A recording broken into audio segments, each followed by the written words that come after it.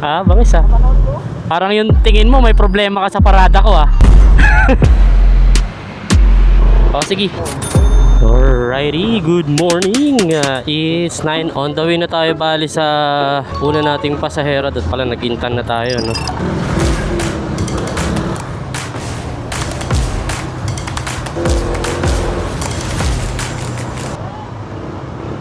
Good morning, Tay. Meron po bang basketball court dito? Oo, ayan o. Sumilig ka dito sa kaliwa, tapos kanan.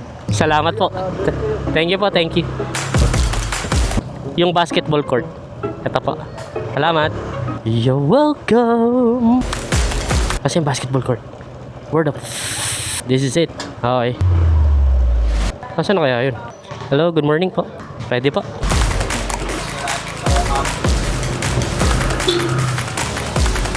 Nakakatamad pumasok mo. Opo. Nakakatamad pumasok kasi kawawa naman yung anak ng mga congressman na papakainin natin. Please, lahat ng account, hanggang hindi ka kumakanta, wala kang makukuha. Kaya pag kuha kayo ng parapan, kayo makakakain. Ito nangyari kay Macolis eh. Diba? Oo. Oo. Oo. Oo. Opo. Oo. Oo. Opo.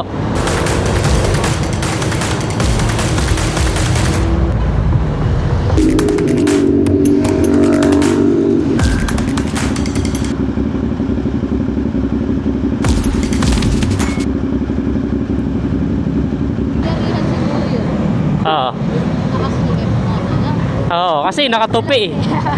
Gusto ko nga itanong eh, genuine na question sana eh. May aura siguro eh.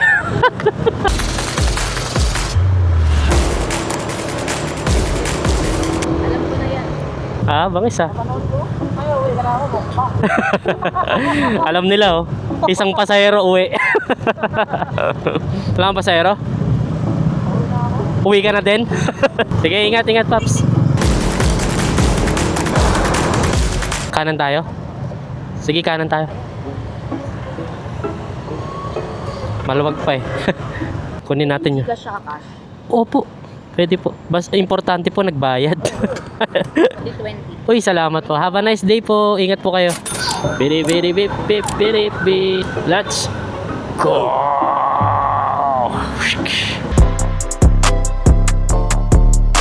Alright, alis tayo dito. Parang mas mabilis pa yung galaw ng ulap kaysa dun sa mga kotse.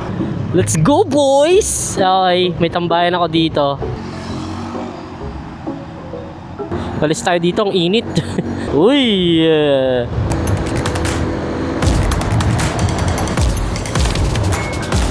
Uy! Uy! Bossing!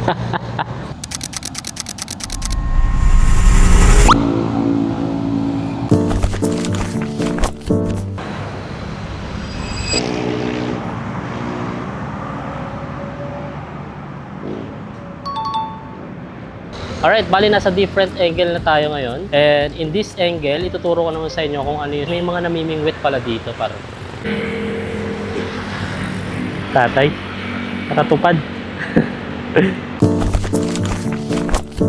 Basically, ang settings ko is 4K 24 FPS, 1/50th shutter speed. Sa white balance ako, auto white balance lang ako dito. Sa white balance, sobrang tiwala ako sa sensor nito. Although sinubukan ko naman mag-manual, but I'm getting bluish footage pagka nilalagay ko na yung LUTs. And when it comes to ISO, 100 to 1600 is may noise pero pretty decent, not noticeable.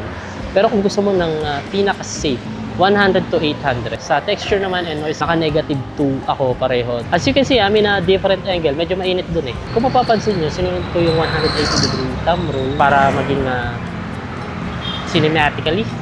Yung mga footage mo is gonna be blown out kung hindi ka gagamit na ND filters, ang tawag ito, which is basically the sunglasses of your camera. The ND filter na ginagamit ko is the Telecine. Meron mo siyang ND8, ND16, ND32, and the CPL. Bago ko makalimutan, sa aspect ratio, I'm using the 4:3.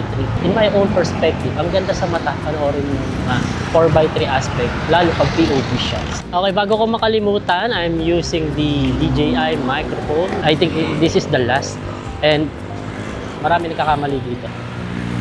What I'm talking about is the electronic stabilization ng camera nito. kailangan natin i-sacrifice. It will cause jittering and ghosting dun sa mismong footage. Pina-priority ko kasi yung vibes, alam mo yun, yung gusto ko parang kasama yung audience or yung viewers sa mismong video. Like, they gotta feel the intensity. That's the reason why I found out that the stabilization of this camera is worth sacrificing. Get a heat? Get a heat, bro? Holy shit, what the fuck? Oh! 4K resolution, 24 FPS, 1/50th shutter speed, ISO 100 to 1600, auto white balance, D-Log M10 bit in color, and gusto mo ma-maximize yung camera, always shoot in D-Log M. Texture, -2. Noise reduction, -2. And hindi ko yata nabanggit kanina, yung POV ko is standard D-Warp. Equivalent nun yata sa full frame is 16mm if I'm not mistaken. I guess meron na tayong segment. I don't know if I can do this weekly or I don't know, twice a month. And let's call it Tech Day.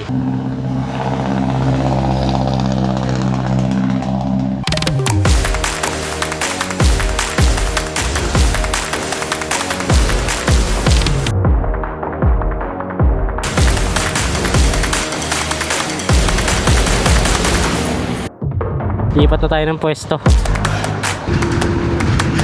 Woo! Ito yung pwesto ng parisan ng nakaraang vlog. Whee! Alright, katatapos lang natin kumain. Diyan ako kumakain, no?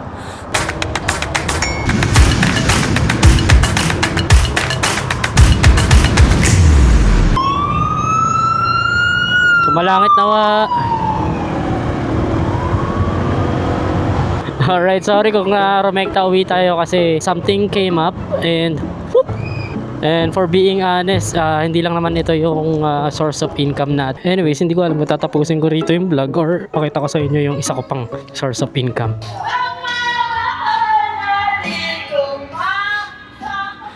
Alright, mukhang ulan pa. Putak, nagkalimutan ko yung susi. Sakit ko na talaga to eh. Mula nung kilis na ako ng motor. Parang yung tingin mo may problema ka sa parada ko ah. Tignan kayo usot. Pagka tumba mo lang. Alright, pakita ko sa inyo yung last na diskarte ko for today. And bukod sa pagiging MC taxi, meron tayong isa pang diskarte, no? Kasi if I'm being honest, hindi talaga sustainable yung pagiging MC taxi, lalo sa mga tulad natin pare, no? Na tamad. Ito na yung client natin par. So this is a camera rental. Ito yung isa kong diskarte pa. So ayun, naka-vlog pala ako ha. Ayan. Alam ko naman eh. O sige. Familiar ka eh. Oo talaga. Ikaw nga, kamukha mo si Kong eh. Gago ka ba? Sige, sige, ingat ha. O diba, nagre-rent ng camera ko, parang tropa ko na lang. Taga rito lang eh. Alright. Yeah, that's it. Marami tayong diskarte. That's why ang tawag ko sa mga episodes na ina-upload ko is diskarte episode. So, thank you for watching and see you when I see you. Pasok ka na para di na ako pakalat-kalat dito. Ay, yung anak ko pala. Susunduin ko. Kayo lumapit sa akin, ako magbe-bless eh.